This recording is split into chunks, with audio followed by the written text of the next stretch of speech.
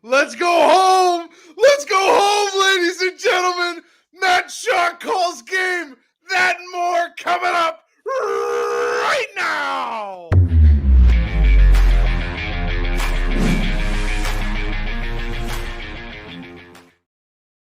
I mean, Christ almighty. They did it again in a game that they probably had no business winning. The Cardiac Cubs win again because of course they do. This season is magic. Straight magic. But before we get into all that, hi. I'm your host, Alex, along with setup man Ty. I mean, for this video, for this magical Cubs run that they're on, hit that like button, hit that subscribe button, and I already see the comments are going off. Also,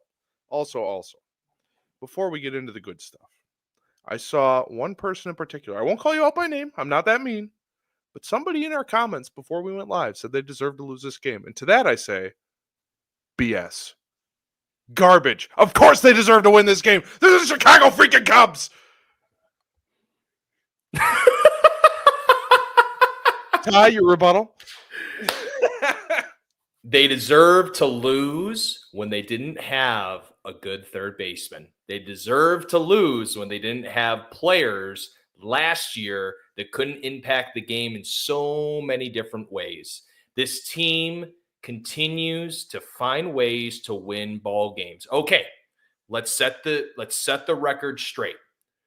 The Colorado Rockies are not a good baseball team, Alex. But they are not. But the Cubs, this entire campaign thus far, realistically have played a excellent level of baseball, and they've done it against great teams, and they've done it against weak teams. Unfortunately, tonight and yesterday weren't necessarily offensive outputs by this ball club.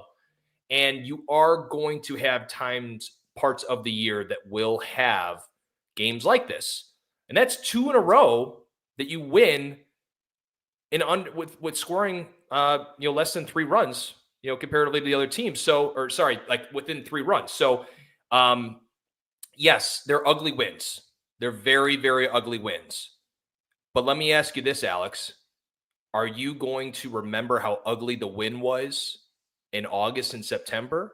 Or are we going to remember how good it is that this team has a possibility to win the NL Central?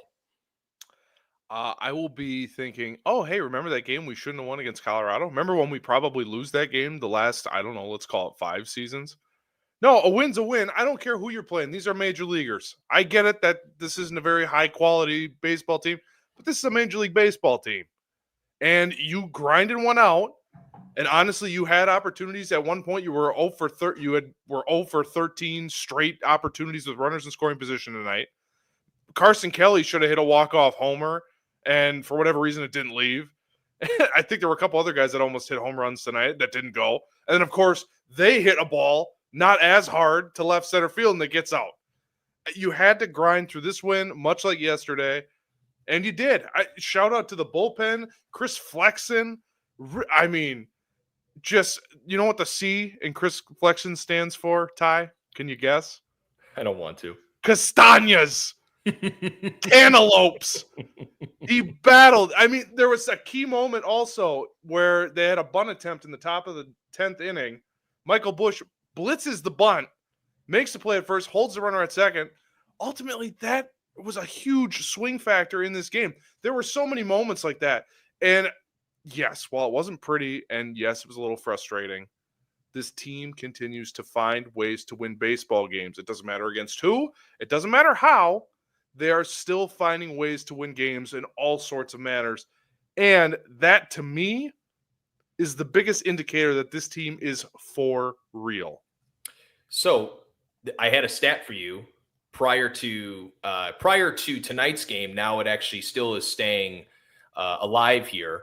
But since May 12th, okay, so that's 14 games now, the only earned runs given up were by Julian Merriweather and Daniel Palencia's debacle in the 9th with 2 outs against Miami. Otherwise, the bullpen has not given up an earned run in the last 14 games. I disregard Merriweather.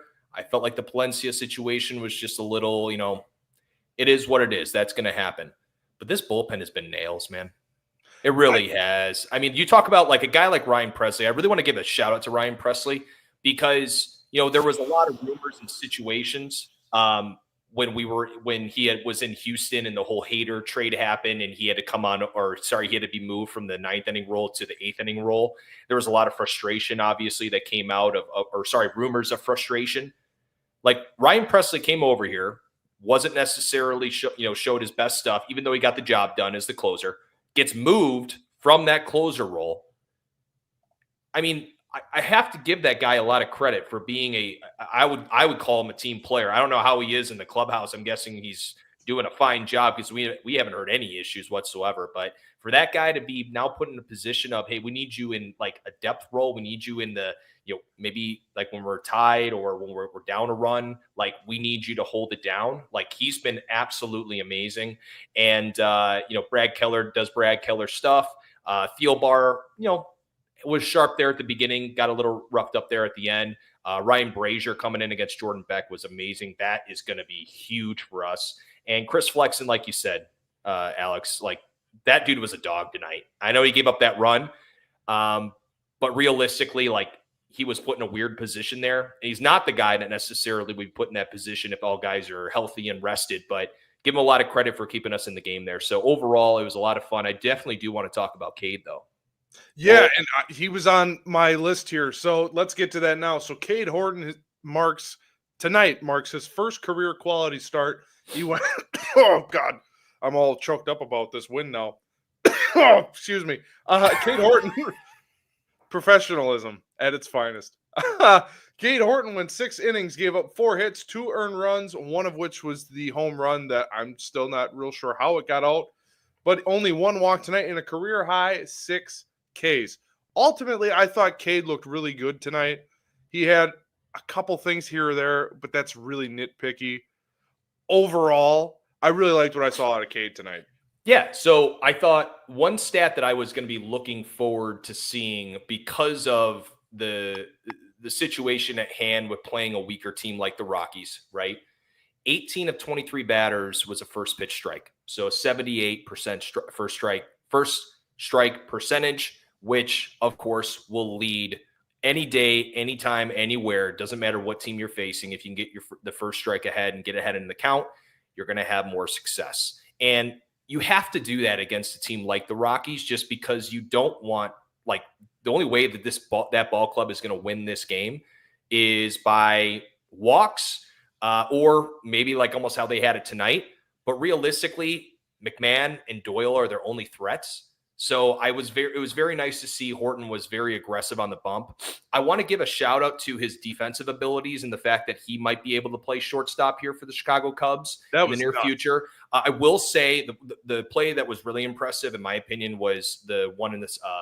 I had it here. His play in the second inning, in the top of the second, getting off the bump to get Moniak over at first.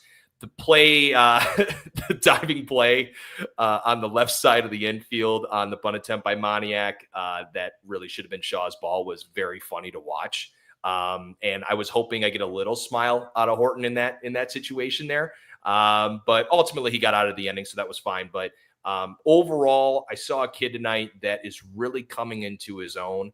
I really want to see him play. I really want to see him now face an elite lineup or a better lineup to really see how he does, because he's been able to face the Marlins and the Rockies now. So, hopefully he'll get a chance here in the near future to gain that opportunity. But overall, I felt like Horton had a really solid night tonight for us. And hey, first quality start of his career, almost 7 innings. I mean, can't ask for much more. No, I really was impressed overall. Well, I have been impressed with him, and I know I mentioned it on I believe it was last week when he pitched. I'm really impressed with his maturity, and even though tonight I think he was only in trouble maybe once, and then he came out for the 7th, gave up a hit, and they pulled him right away. So really, he got into the 7th inning, and I believe his pitch count, and I can look that up quick as I'm rambling. He only threw 82. Yeah, 83. Was it 83? 83 with 55 strikes. So even he was throwing a lot of strikes too. He threw a couple nasty cut fastballs. I mean, the stuff is there. I really just like what I've seen. I know you mentioned Ryan Brazier. This was his 4th appearance tonight since his so he debuted in Japan, got hurt, and has had 3 appearances since. He's looked really good, man. That might be one of those pickups where we look back and say, oh, that was the Dodgers are like, get out of here. We'll just get rid of him because we have all these dudes. And okay, we'll take him. And he's small sample, but it's looked really, really good. And the other point, we have an amazing B block. I cannot wait. So the other thing I wanted to actually, you know what? I might scrap this live on air. I was going to ask, what's wrong with Michael Busch? But then he has a little oops, or as we say in the Midwest, check swing into left field and ties the game. But to be fair, before the game today, he came in the month of May hitting .221, 2 homers, 12 RBIs, on base percentage of .329, not great, and struck out 20 times. Maybe tonight gets him out of it, but just wanted to mention that. Maybe we don't have to talk about it. I don't want to kill the vibes, but just something to keep an eye on. Numbers haven't looked good against lefties either, so there's really not that position right now for him to be put into the lineup on an everyday basis. But I will give the guy a little bit of the leeway here. You're not playing every single day. I get why they're not doing that because Justin Turner has been so good with runners in scoring position and can play a decent first base over there. But it's hard to get things going when you're not playing every single day. So it's a shame that he hasn't figured it out against lefties so then we can use him more. So then Justin Turner can be used more in those late inning situations. But you know what? Baseball is the weirdest game, right? Played a team tonight that realistically out of 100 games, you're winning 99 of them realistically based on how bad they are. But at that point in the season, right? When, things, it's been about 2 months now. Guys might be getting a little tired and everything, of course, going into now June. And the Rockies almost find a way to win a ball game. And Michael Busch just found a way to get it done. And I give him a lot of credit. Hey, I wanted to give a shout out to, this was actually going to be one of my guys that I'll give a little spoiler to on my unsung heroes, but Quentin Berry in this running game for the Cubs. 6 stolen bases tonight. The critical one, of course, was PCA there in the bottom of the 11th, stealing second to third to give the opportunity for Michael Busch to just have to hit a single to the left side like he did. John Birdie stealing second base as well. That's not going to be talked about a lot either. And then finally, of course, Matt Shaw with 2 and PCA getting 2 tonight as well. So Matt Shaw all over the field when it came to defensively, base running, and of course, on the offensive side. This is pretty wild to see with Matt Shaw really quick. Since returning, he's bumped his average up from 190. It was at 161 to 355 now. The OBP went up from 316 to 412, and his slug went from 161 to 516. Yeah.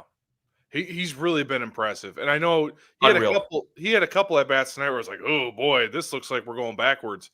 But you could tell he knows what he wants to do with the play. He really wants to use right field. And then you see him roll over. It's like, oh, you could see it in his face like, oh, that's not what I wanted to do. And yet he's fast enough. He can beat out. His first hit tonight was an infield single. He beat it out. And then obviously the game winner. And I'm so happy for that kid, man. He's been through the ringer already, and we're not even in June yet. He's had quite the season.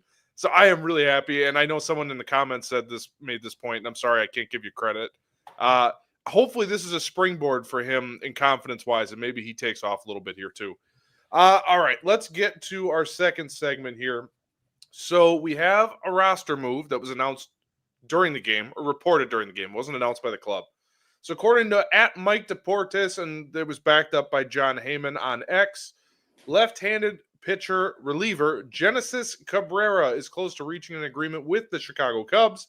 He did not accept going to AAA with the Mets, so he was released.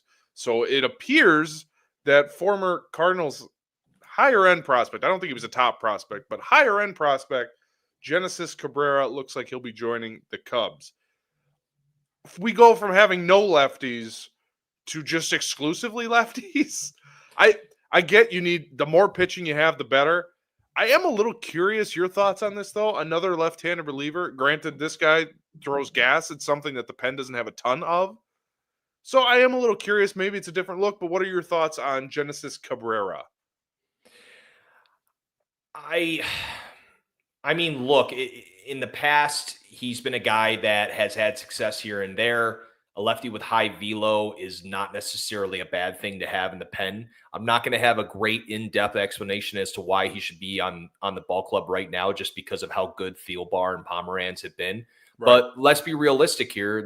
This Hodge injury has really sort of shake things up a little bit, because now you're putting guys in more stressful situations like a Palencia. Now Presley's back into the fold a little bit in that situation as well. And, of course, Pomeranz. So, all I think the Cubs are trying to do is just trying to find more and more depth. That's why when we had that conversation earlier on, Alex, when you were saying who you're more concerned about, the starters or the bullpen, still, I'm more concerned about the starters because the bullpen depth has been outstanding. And also going off my point, which I made yesterday, which was I trust what the Cubs are doing from the upper management perspective of finding arms that are going to be of value. So, look, if the guy can figure it out and can be of a threat in the bullpen, I know it's a very cliche answer. It's probably not the best answer that I can give.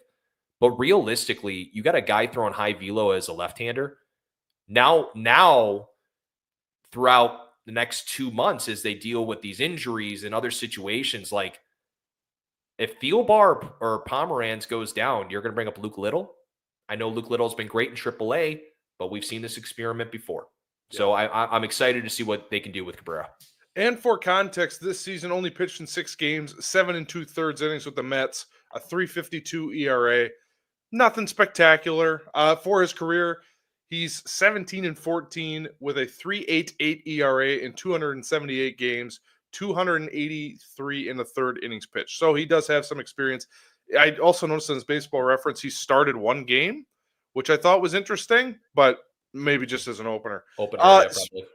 Speaking of injury news, we finally got word on Miguel Amaya. It was announced today by the club. They are expecting him to be out 4 to 6 weeks after they took a look with some imaging today. 4 to 6 weeks with an oblique injury, so the year of the obliques strikes again. So it will be, I believe Council said they're hoping for right around All-Star break. So that's a significant amount of time, so hopefully he comes back and continues the role that he was on. And in more happy news, Seiya Suzuki has been named the National League Player of the Week, coming off a week where these numbers are insane, folks. He hit 480 was his batting average, 1,000 flat slug. His OPS was 1,552, and he had 10 RBIs. Just an unreal week for Seiya Suzuki. Now we get to the meat and potatoes of the show today. We have a fun segment planned. So everybody and their brother is talking about Mr. Pete Crow Armstrong. And I asked the question to our Setup Man group here. I wonder where he would rank in all of Major League Baseball position players. It's easy for us Cub fans and homers to say, oh, he's the best. He's number 1. But Ty and I today are going to do an exercise to figure out where exactly he ranks within baseball. And Kyle Tucker as well. Basically our superstars. We are doing a superstar draft. So the point of this exercise is to figure out where our 2 superstars fit into the landscape of Major League Baseball. And to do that, Ty and I are going to go back and forth, taking turns picking players that we are ranked, basically like a fantasy draft, snake draft, however you want to call it. But Ty will have the first pick. So he is going to take what he believes is his number one overall player in baseball, position player. We didn't include pitchers because that gets a little too crazy. So I think I explained that somewhat well. So Ty, you are on the clock. You have the first pick as we try and determine where PCA. Aaron Judge. Okay, on to you, buddy. All right, easy enough. And in my tier one, my pick would be Shohei Ohtani. So right now, the max PCA could get would be 3. So Ohtani and Judge off the board. Ty, you are back on the clock. I like Bobby Whit Jr. And the reason being is just from that shortstop perspective, you lock that down for the next, we're doing this for just this season, right? Yes. And yep. maybe the numbers might be a little bit more on PCA side, but realistically, Bobby Whit has just been unbelievable again this year. And I have a little bit of fear with PCA at the plate, a little bit as of late, but I would take Bobby Whit. No, I think I'm with you. And I actually had him in my 3 spot as well. So my pick now, I think I'm going to take Fernando Tatis. He is having an absolutely monster season with San Diego. And really, that team has kind of floundered here in the last couple of weeks. He's keeping them afloat. So I have Fernando Tatis 4th on my list. Well, I have who I would hope and anticipate being a Chicago Cub for the next 35 years. And that would be Mr. Kyle, insert middle name, Tucker. All right. I think Kyle Tucker is a top 5 player in baseball. He'll get paid like it this offseason. And I like him. I actually had him lower on my board. And that's fine. You just don't yell at me, okay? I'm not going to yell at you. I am actually going to take who I think could be PCA's comp here, which would be Corbin Carroll. So let me just do the math here. So we have 3, 4, 5, 6, 7 off the board right now. So PCA would max be 8, and you are on the clock after I just took Corbin Carroll. This is where it gets a little tough because let me ask you a question really quick, and I apologize, folks. I probably should have asked him prior to this. But are we covering just positions, or is this sort of just like, hey, a conglomerate of players? I think it's a conglomerate. I thought about like drafting actual teams and trying to do it that way. But I really just want to get down to, is PCA in the top 10 of all of baseball? Is he top 15, top 20? I guess that's the question I'm trying to answer, and I'm interested to see what our chat says here. I've kind of ignored the chat here. But yeah, so I would say, who do you think is the 8th best player in baseball that hasn't already been mentioned? I think it's Rafael Devers. I think Devers is somebody that legitimately can carry a team. I think that's also something to take into consideration here is who can actually carry a team. And Rafael Devers would be a guy that I would want as on my ball club. Now, this is getting tough. This is not easy. This isn't fun. This isn't a fun exercise to lower our MVPCA, but I'm enjoying this. And I wanted to do this exercise because I do think while we've all been like, oh my God, PCA is amazing. And he is, don't get me wrong. I do think even this is where it gets really tough for me. Because I'm looking at guys like, and I think I'm going to take this guy. I think for this season, basically now we're answering the question, do you want a guy like who I think I'm going to take here ever so slightly, Francisco Lindor or PCA? I think I'm going to lean Lindor. So that would put us at 9.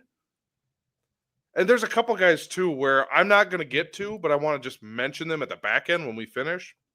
But okay, so right now the highest PCA would be 10 according to us. So you have the 10th pick. Who are you taking at number 10? I had the 9th pick. I may have miscounted. I'm not good at math. It's okay. Packer fans have trouble with that sometimes. Did we just have our first fight? Not on air, honey. I think unfortunately, I'd love to put PCA 9. I really would. But realistically, if we're looking at guys that, yes, we're not trying to look at consistency or past performances, but I need a guy who realistically can carry a team still, and that's Jose Ramirez. He was going to be my next pick. Yep. Yep.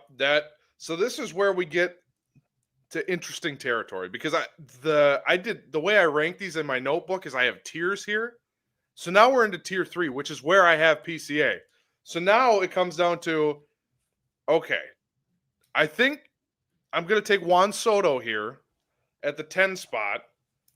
But this is where you could twist my arm and be like, hey, PCA's having a better year than Juan Soto. I see Cal Raleigh in the chat. I see Freddie Freeman. I have both of those guys in my tier 3. But I think we're getting to the point, and Ty, I might be able to read your face. Where are you going now? Still, look, I think this is where I think I would feel comfortable taking PCA. Same. But I think that there also is a place for a guy like an ONeal Cruz because ONeal Cruz can hit bombs and stolen bases and has shown to play multiple positions. Now, again, I don't feel like you can go wrong with either PCA or ONeal Cruz here, but I think where ONeal Cruz does have that little bit of a leg up is the fact that, the home run ball, of course, is a little bit more in his favor probably for the rest of the season, and the fact that PCA plays at Wrigley Field. I'm kidding. That has nothing to do with what we're talking about. But I think that ONeal Cruz in general is another guy that can carry a team. So, and again, that's okay if people want to argue and say, hey, PCA is better. I couldn't agree. Like, that's where I'm kind of struggling with this take, but was wondering your thoughts there. I think that's where I disagree with you because I have guys, I have at least three. I didn't even put him on my board. Okay. I have at least 3 guys you could argue. But so we are at, so I have the 12th pick. So I'm going to say Freddie Freeman here for the year of our Lord 2025. So I'm going to say Freeman is 12. But I'll tell you, if you don't take him here, PCA is probably my next pick. Well, that's where I still have. I think that's where we can probably end it. So I'd say PCA is right in that 13 to 14. So at least we're looking at a top 15 player in baseball. But I think what we should do too is we should talk about some other players just really quick that can be in that same realm. Because this is, let's be honest, man, this is so difficult to be able to position a player against another player. I might be going against the game here a little bit. But like, for example, like James Wood has had an unbelievable start to the year. CJ Abrams is an unbelievable player as well. Trey Turner, Gunnar Henderson, some of these guys maybe not having the best starts of the year, but like Brendan Donovan's an underrated player as well. Not saying, he's not going to say he's better than PC. I'm just saying names that we can consider here in the top 20. Kyle Schwarber's had an unbelievable season thus far. Alex Bregman, if he's not hurt, holy smokes, he's had an unbelievable season. So he was on my list. I think this is where, and I love this point that I see here in the chat. I want to give a shout out to Andrew. And this is where I think if PCA really wants to take the next step, there has to be a little bit of he's got to taper back the swings and misses because, dear Lord, does he swing at everything. Tonight was a perfect example of that. Well, what it's going to do too, man, is that it's going to start to make him like, one, he's not going to get better pitches to hit because they're going to be like, all right, man, if you're going to swing a curveball in the dirt, I'm just going to throw a curveball in the dirt. So what I hope to see, which actually tonight he did in his last at bat, he took a fastball or a sinker down low. I believe they called it for a strike, but it was on the black, right? It was right at the knees. And I actually like to see that because I was like, okay, maybe he's trying to see more pitches. But realistically, for PCA to get to that top 10 level, there has to be a little bit of relief on that side of things. Yeah, and actually, I don't know that I'm going to play the sounder, but we might have a little bit of breaking news. So I'm just seeing this headline here from Bleacher Report, so take that for what it's worth. They're an aggregate site. But apparently, they are saying that Jed Hoyer has stated or is reportedly willing to negotiate with PCA during the season. I take that for what it's worth. I think we all kind of knew this already. Didn't he say during Marquee today, his Marquee interview, that he was not talking any contract extensions? Which is why I take this with a grain of salt, because I Yeah. don't know where this is coming from, and I guess I could click on it and find out. But it's enough where the headline popped up. And okay, so let's do this. So we basically have landed on PCA as a top 15 to 20 player in baseball. And there's a lot of names we didn't even get to. Our chat, Cal Raleigh was mentioned. Someone Ketel said Marte. Yeah. Ketel Marte actually was on my board, and that was, if it wasn't going to be PCA, I was probably going to wait and take Marte there. But yeah, Cal Raleigh, Marte, Mookie Betts we didn't even mention. Granted, he's been battling injuries all year. It's just, there's a lot of dudes in Major League Baseball that are really, really good. So the fact that we can even say he's a top 20 player right now is pretty freaking cool. And with that, before we talk about tomorrow's matchup, let's hear a word from our friends at Avia Shirts. Setup Nation, I want to take a quick break so that you know how you can support our channel and wear some cool swag like this. We've teamed up with Avia Shirts to give you a chance to have your very own Setup Man shirt or hat, picked from 3 different types of shirts, or my personal favorite, the trucker hat. Go to the link in the description of this video and podcast to claim your Setup Man apparel. And thank you so much for supporting our channel. And thank you indeed for supporting our channel. And to close the loop, so as I'm just kind of briefly reading this article, so he told reporters today, this is Jed Hoyer, by the way, quote, "Not talking during the season, to me, that's a player-focused thing," end quote. Then he goes on to say, quote, "I'm not playing. I've got time to negotiate if they want," end quote. So that's not saying a specific player. He's just saying if a player comes to me, like remember when David Bodie a couple springs ago said, "Hey, want to sign me up to a 3-year deal?" Sure. Great. We'll do that. Or whatever it was, 5-year for 15 or 3 for 15. It was very strange. Yeah. So take that for what it's worth. We just report the news here on the Setup Man. All right, let's get to tomorrow's game. Another 7:05 start. It will be going for the Rockies. Tanner Gordon, who I've never heard of, versus Matthew Boyd, who has been the ace of the Cubs. Tanner Gordon has only played 10 games in his young career. He has never faced the Cubs before in any of those 10 games. This season, he's got 2 games under his belt with a 1-1 record and a 4.38 ERA in 12 and a third innings pitch with 9 strikeouts. For Matthew Boyd, fun fact, he has never faced the Colorado Rockies in his career, which I thought was a little strange, but also with him battling injuries, he's missed a lot of time. Maybe not all that surprising. But it'll be his first outing against the Rockies on the season. Matthew Boyd is 4-2 with a 3.42 ERA. 55 and a third innings pitched and 56 strikeouts. He is looking to bounce back after a rough outing in Cincinnati, or a rough start to his outing in Cincinnati.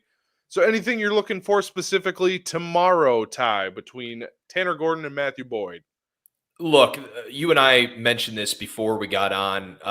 Marquez tonight did show flashes of some pretty nasty stuff, but realistically, so the offensive approach the last 2 games has been pretty awful to watch. Yeah. And look, you're not facing anything really realistically tomorrow that you shouldn't have a lot of success off of. Fastball is going to average 92. He throws a changeup and a slider that's 83 and 86. Batting average against on his 4-seamer 316, 333 on his changeup, his slider 231.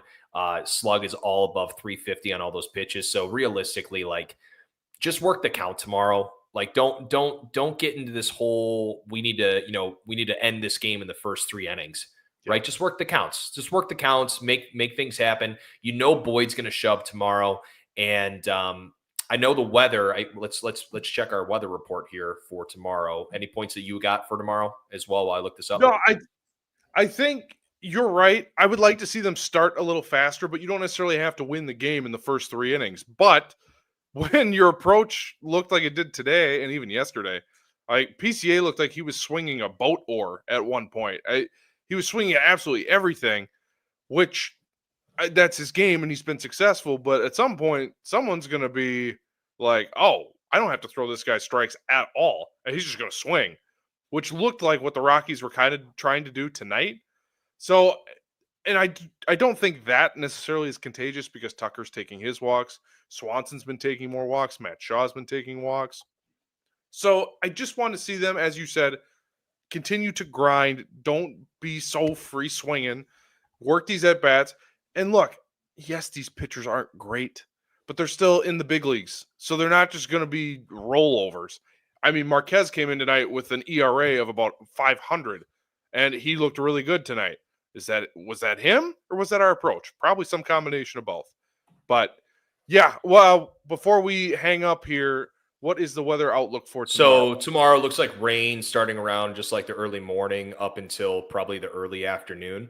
So realistically, with the game time starting, we should be all right. But looking like around game time, looks like it's going to be around 58 to 59 degrees. So, look, I think you're just going to have the exact same situation as the last 2 days, as you mentioned, Alex, is that we just, and look, if they sweep the Rockies and they win tomorrow 3-2, I mean, everybody, I get it. I get the frustration as to why the offense is not doing what they're doing, but we've had the best offense in baseball this past year. I mean, this is just, or this past couple of, this past, couple of months, right? So I'd love to sit here and be all frustrated. I'd like for them to save all their offense for the weekend when the Reds come to town. Yeah. So that'll be very interesting. But look, we could see a situation tomorrow where they score by 14. They can win tomorrow 3-2. I do not care. Just win a ball game, sweep another series, and by golly, you'll be 35-21. Yeah. How crazy is that? And Cubs Zone just tweeted out on X, Cubs are tied for the most series won this season already. And we're just getting into June. Like, this team is special, man. They walk it off again. This time, the kid, Matt Shaw, in his first, week and a half back, the M in Matt Shaw stands for magic, because this season is straight magic. And with that said, we are done. Thank you for participating. Also, shout out to the chat. I was reading your comments as we were doing the draft. You guys were really participating. I know we didn't get a lot of them on screen, but thank you guys so much for playing along in the comments. It was kind of an experimental idea that we had, and I think ultimately we proved the point that we got 2 top 20 guys in baseball, which is phenomenal. And with that said, we're all going to go to bed happy tonight because the Cubs walk it off against the Rockies tonight. Hopefully a better result. Well, not a better result. Hopefully another win tomorrow, a sweep, and then we head into a weekend series against the division rival Cincinnati. But fine, I will be back to you tomorrow.